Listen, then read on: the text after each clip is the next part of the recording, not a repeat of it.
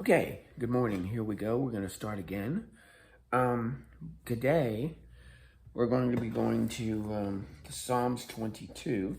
And Psalms 22 is an interesting one because we've seen in the past Psalms the success of the king, and it's kingly, and it's exalted, and it's lifted up. A prayer to the king in 20, you know, about how a king's strength is in the Lord. And now we're going into one where, my God, why have you forsaken me? You get the idea that very often the psalmist was up and down, and that's how we all are. One day we're up, one day we're down. And on a down day, you can grab a hold of like 22 and feel the emotions. And it leads you from your downtime to an uptime. He talks with, my God, why have thou forsaken me? Why art thou far off from helping me? O God, I cry out in the daytime. Thou hearest not in the nighttime, and am not silent. Thou art holy. Thou art the habitation of the praises of Israel. Our fathers trusted in thee. They trusted, and thou deliverest them. The idea that he's girding up his faith, even though he's going through a dark time, he's remembering what God has done in the past. And he talks about himself here, and he talks about that his enemies are saying he trusted in the Lord, and that he would deliver him. Let him deliver him, seeing he delighted in him. This part of the psalm is almost messianic because we see that was part of the jibe that they gave Christ. When he was on the cross, they were like, hey, if God's on his side, let's see him do something. Let's see him bring him down. So you get there's sprinklings of messianic all through the Psalms, of course, and this is one of them. And so he doesn't lift himself up. He calls out to God, I will cast upon thee.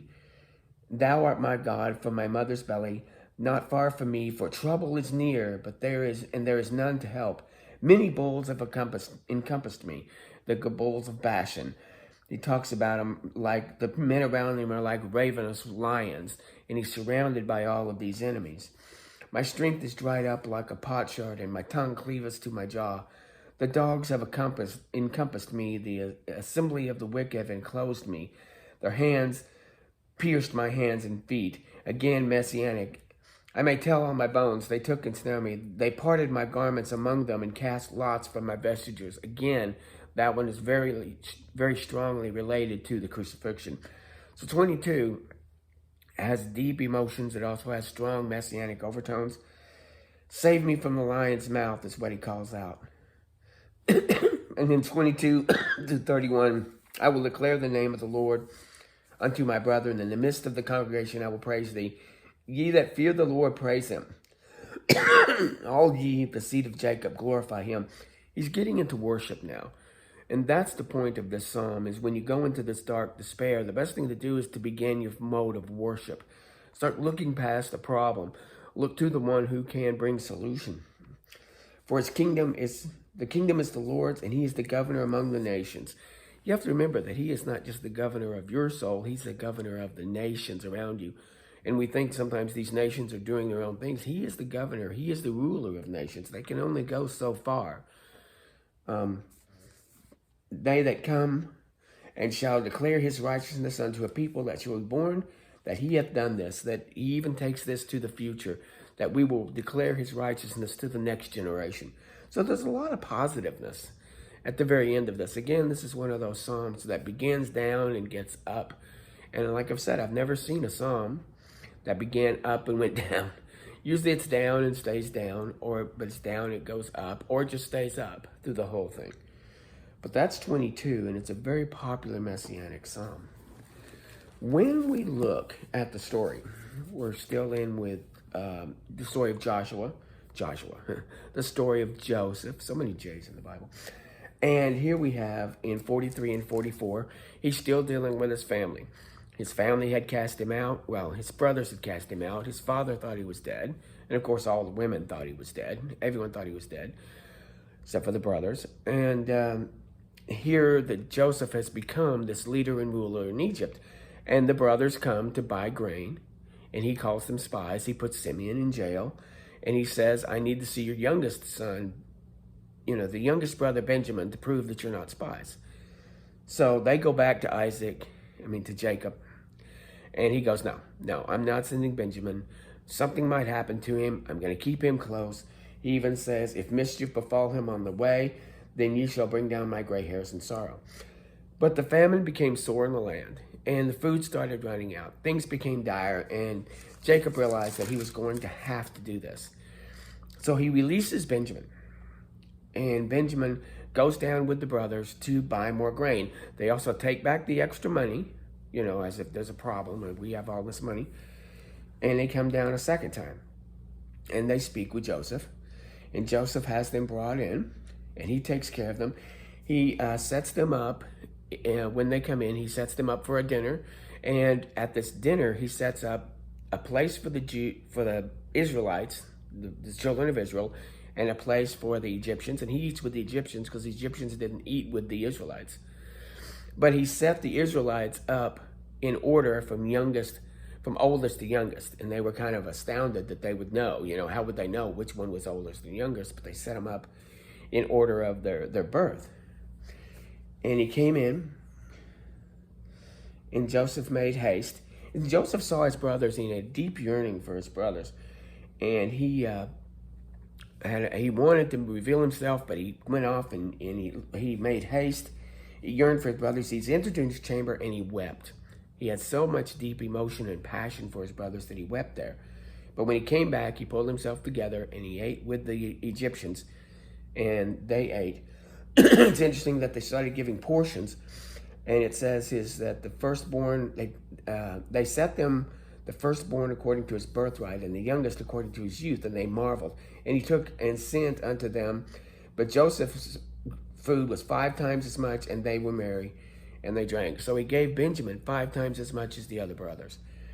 And again, we see that he comes in, and they release Simeon back to them, and everything seems to be at peace. Okay, we're all getting along fine. Then 44 happens, and we got a problem. He sends them away, but this time he puts the money back into the sack. Oh, the first time he says that God must have given you that money. Your God has been well to you. I have your money. That must have been money that God has given to you. So they didn't have a problem there.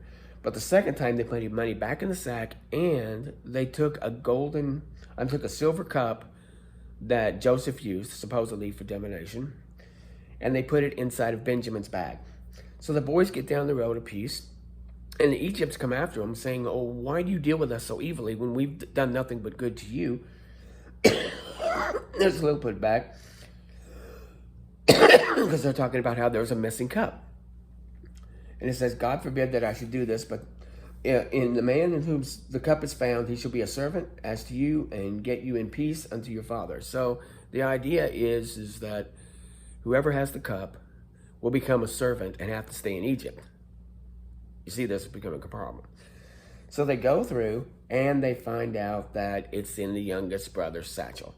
And Benjamin is in trouble. Now the brothers are in trouble. And they all go back to Egypt. And they're just pining. They're pleading with Joseph. Because he says, now therefore, if I come to my servant and my father, and this lad is not with us, seeing that the lad is bound up, and seeing that his life is bound up in the lad's life, and it'll come to pass that when he seeth not the lad is with us, that he will die, and thy servant shall bring down the gray hairs of thy servant. So and they're pleading with this guy because they know that their dad will die. And it ends off 44 as a cliffhanger. 44 ends with them saying, for how shall I go up to my father, and the lad not with me? Let peradventure I see the evil that shall come upon my father. So again, if I were to stop here, cliffhanger. But I'll give you a little bit of 45, as if finally Joseph couldn't restrain himself anymore. And he cried out, and he caused every man to leave the room, and there was no other man before him. And Joseph made himself known to his brothers, and he wept aloud, and the Egyptians and the house of Pharaoh heard it. So he comes and does this great big reveal. Guys, I'm Joseph. I'm your brother. I love this part of the story. He builds it up. He's just pushing just to see if the brothers have been repentant. And to find out that they have, and now he reveals himself. Stopping at 45. Tomorrow will be 45 and 46.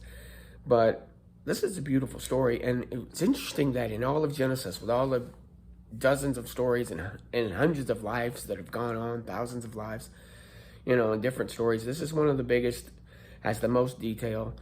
When you read it, you can see a lot.